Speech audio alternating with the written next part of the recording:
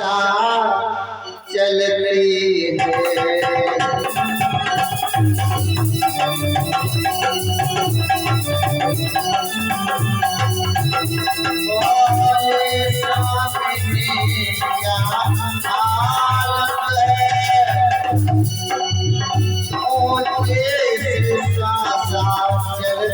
है।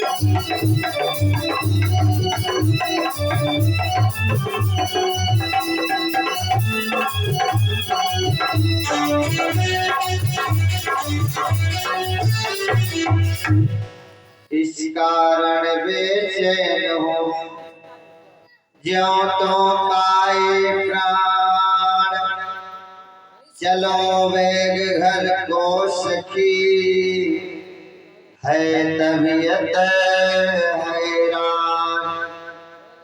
रानी पौन रेखा की सखियां रानी पौन रेखा को रथ में बिठा लेती है और रानी पौन रेखा के दरबार को लेकर के आती है। दरबार में रानी पौन रेखा निवास करती है, भगवान के चरणों में भजन करती है कि हे दयालु दीनानाथ मुझ पर दया करना। कड़ी से कड़ी प्रार्थना करती है भगवान नारायण से, जगत पिता परमात्मा से कि मेरी छोटी सी नगरिया आओ मेरे राम, तुम आओ मेरे राम। कड़ी से कड़ी प्रार्थना करती है रानी पौन रेखा भगवान से। कुछ समय व्यतीत हुआ, कुछ समय व्यतीत होने के बाद हमें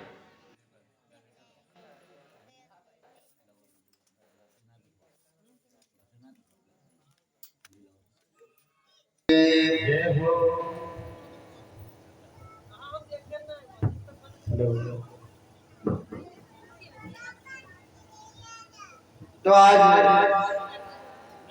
रानी पौन रेखा दरबार में निवास करती है, भगवान के चरणों में भजन कर रही है। लेकिन इधर चारों तरफ अंधकार छाने लगा, धीमी धीमी हवा चलने लगी। भूतल पे संत ब्राह्मण बैरागी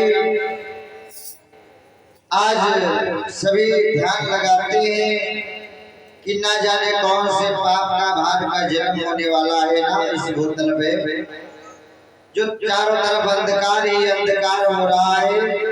न जाने कौन सी चौगरी का चक्कर आने वाला है। सभी संत ब्राह्मण बैरागी ध्यान में ध्यान लगाते हैं और होता क्या है, आज इधर कुछ समय और व्यतीत हुआ तो रानी पौन रेखा के दरबार में एक सुंदर पुत्र का जन्म हुआ। कंपित नभ में पड़ गया मलिन सूर्य का भेष, घोर घड़ी नक्षत्र में प्रकट हुआ मथुरेश। घोर घड़ी नक्षत्र में आज कंस का जन्म हुआ और जब उस बालक का जन्म हुआ तो हुआ क्या कि पैदा होते ही बालक के पर आधी तूफान को मच लगी।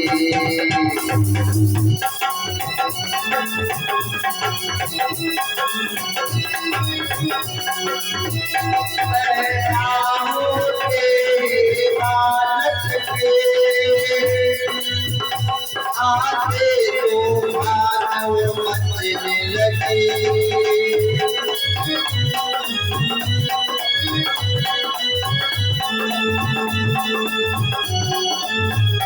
बिजली चमकी आकाश हिलायत महाप्रलय करनाच लगा।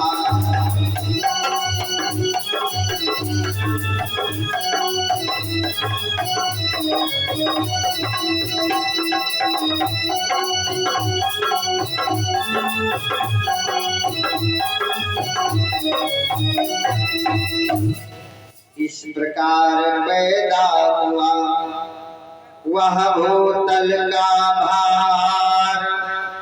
राजन सुन संक्षेप में उसके कुछ व्यवहार। जब ऐसी घोर घड़ी नक्षत्र में रानी पौरेखा के उधर दरबार में एक पुत्र का जन्म हुआ तो आंधी चलने लगी, हवा जोर जोर से आ गई, बादल गरजने लगे, बिजली पड़ रही है, जल वर्षा होने लगा। भैया ऐसे समय में पुत्र का जन्म हुआ।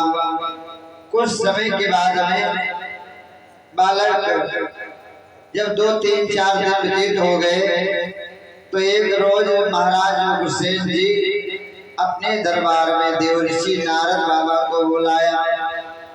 नाम प्लस रद, जिनका नाम कभी रद नहीं होता है उन्हीं का नाम पड़ा देवऋषि नारद। देवऋषि नारद बाबा अपना उठाया बीड़ा और उग्रसेन महाराज के दरबार में आ गए। जो ही आए पुत्र को लेकर के महाराज जो उग्रसेन है पहुंचे देवऋषि नारद बाबा के पास।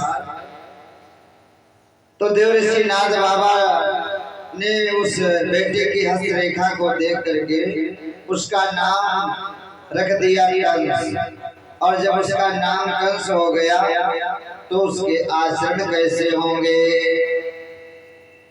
थोड़ा और समय व्यतीत हुआ। आज कंस जो है महाराज उग्रसेन के वहां उनका पोत नहीं है, कपूत है। छोटे छोटे बच्चों को ले जाता है, कहता है चलो भैया आज हम सब लोग खेल खेलेंगे ना। खेल के बहाने ले जाता है, कुछ बच्चों को मारता है, पीटता है, कुछ को उठा के नदी में फेंक देता है। ऐसा अत्याचार बचपन में करना प्रारंभ कर दिया उसने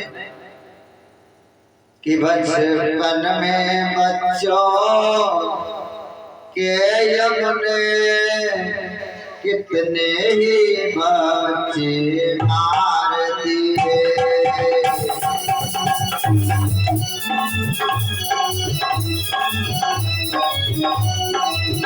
बचपन में बच्चों के यमुने कितने ही बच्चे मार दिए।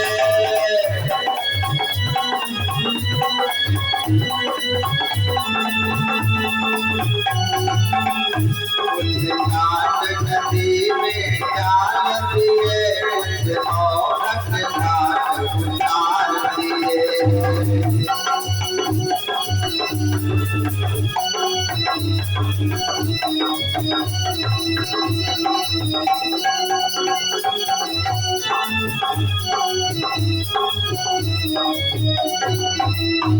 जब ऐसा अत्याचार कंस बचपन में करना प्रारंभ कर दिया, वहां की माताएं देवियां बहुत कंस से पीड़ित हो गई, परेशान हो गई।